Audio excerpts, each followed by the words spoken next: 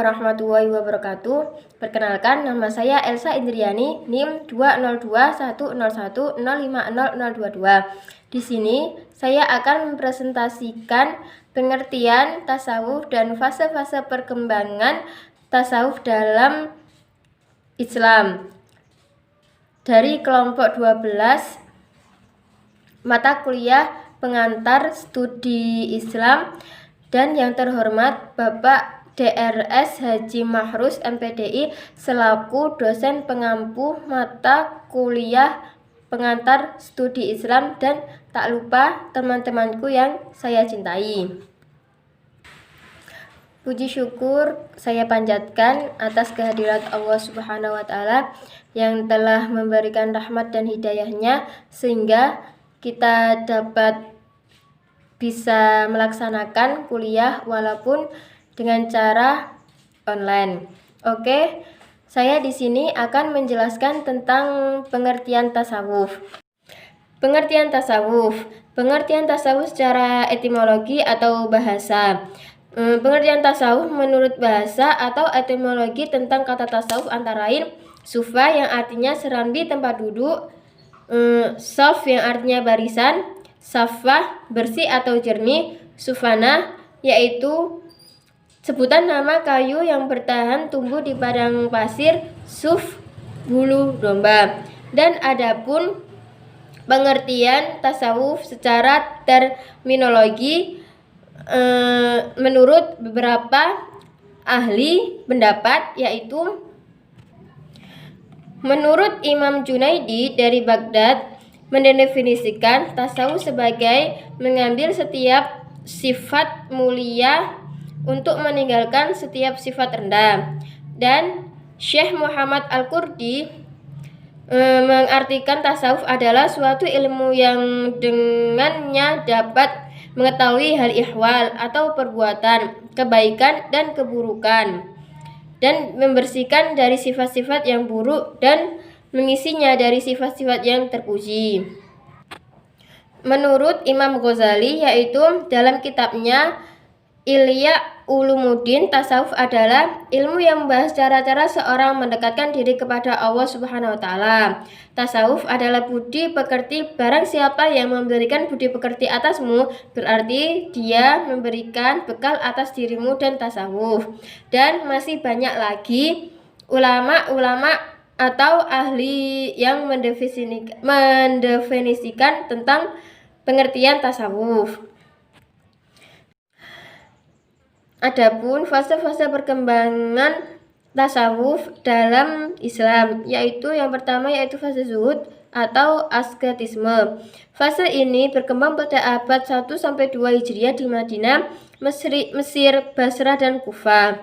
Asketisme di sini memiliki arti sebagai pendalaman ajaran agama yang lebih mendalam dengan tidak memfokuskan hal-hal duniawi. Yang kedua yaitu fase tasawuf. Fase ini berkembang pada abad 3 sampai 4 Hijriah. Di tahap ini sufisme mulai mengenal aspek teoritisnya atau filsafat ketimbang hal praktisnya saja.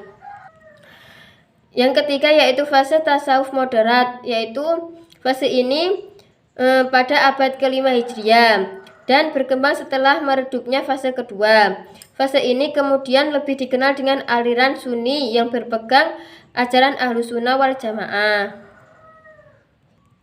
Yang keempat yaitu fase falsafi. Fase ini berkembang di abad ke-6 Hijriah dengan memadukan pemahaman sufisme secara teoritis, filosofis, dan pencerahan mistis.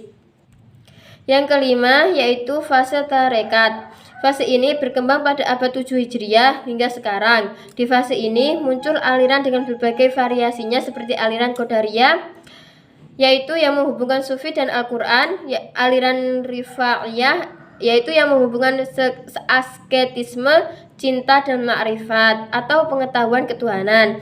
Sekian dari saya, terima kasih. Wassalamualaikum warahmatullahi wabarakatuh. Assalamualaikum warahmatullahi wabarakatuh. Saya Karisma Rizky Ananda, NIM 202101050007. Di sini saya akan mempresentasikan tentang konsep-konsep ajaran tasawuf dan tokoh-tokoh tasawuf. Terma pendidikan dalam hal pengertiannya dikemukakan oleh banyak ahli yang meski satu dengan lainnya berbeda, tetapi semua pendapat itu bertemu dalam satu pandangan, yakni bahwa pendidikan adalah suatu proses mempersiapkan generasi untuk menjalankan kehidupan dan untuk memenuhi tujuan hidup secara efektif dan efisien.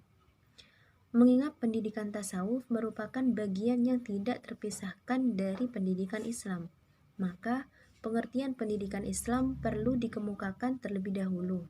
Ibnu Qayyim sebagaimana yang dikutip oleh Hasan bin Ali Hasan Al-Hijazi mengemukakan bahwa tarbiyah atau pendidikan Islam adalah upaya membentuk, merawat, dan mengembangkan potensi manusia untuk menjadi manusia yang soleh, yang mampu berperan mengemban amanah dan tanggung jawab sebagai khalifah di bumi dan mampu menjalankan apa yang telah diwajibkan oleh Allah Subhanahu wa taala yang berupa tugas peribadatan kepadanya, sehingga manusia tersebut dapat berjalan di muka bumi ini untuk menumbuh kembangkan semua nikmat yang telah dikaruniakan kepadanya dalam rangka memakmurkan bumi yang telah menjadi tempat tinggalnya sementara. Dari pengertian ini, pendidikan mempunyai tujuan mempersiapkan manusia yang mampu berperan sebagai khalifah di muka bumi dan sebagai abid.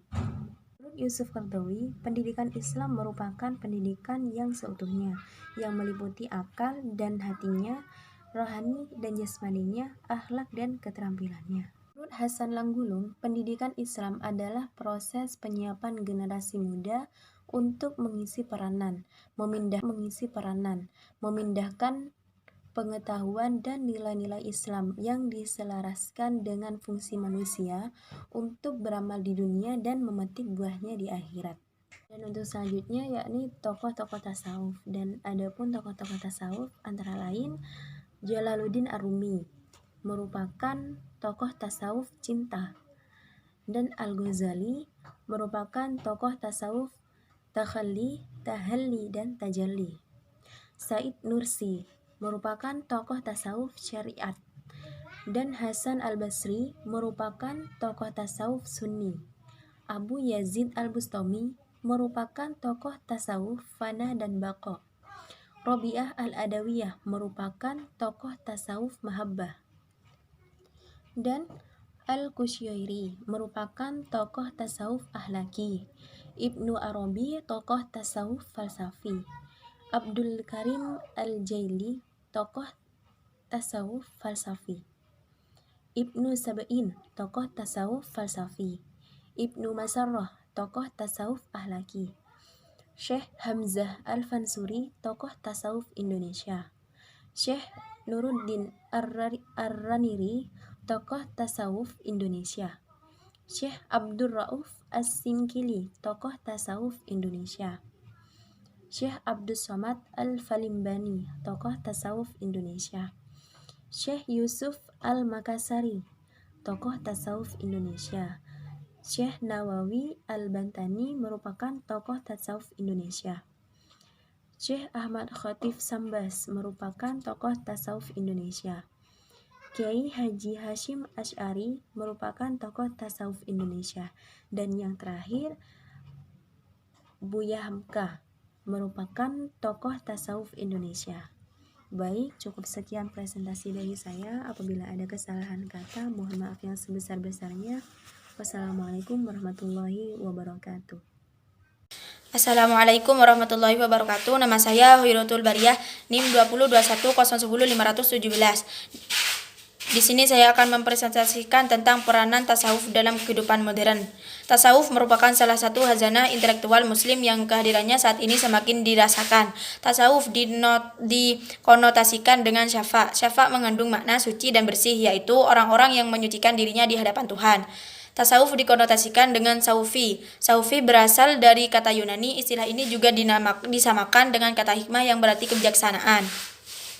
Tasawuf dikonotasikan dengan kata saufanah. Saufanah merupakan istilah untuk menyebutkan sejenis buah-buahan kecil yang berbulu-bulu yang banyak sekali tumbuh di padang pasir di tanah Arab, dan pakaian kaum sufi itu berbulu-bulu seperti buah itu pula dalam kesederhanaannya. Tasawuf dikonotasikan dengan kata suf. Suf memiliki arti kain yang dibuat dari bulu, yaitu wol, bulu domba atau wol. Pengertian masyarakat modern. Masyarakat modern terdiri dari dua kata, yaitu masyarakat dan modern. Persoalan masyarakat modern. Zaman modern ditandai dengan kemajuan di bidang ilmu, pengetahuan, dan teknologi yang dalam menyikapinya menimbulkan berbagai sikap. Terhadap hal itu, peranan tasawuf dalam masyarakat modern modernitas senyatanya tidak hanya menghadirkan dampak positif tapi juga dampak negatif. Wassalamualaikum warahmatullahi wabarakatuh.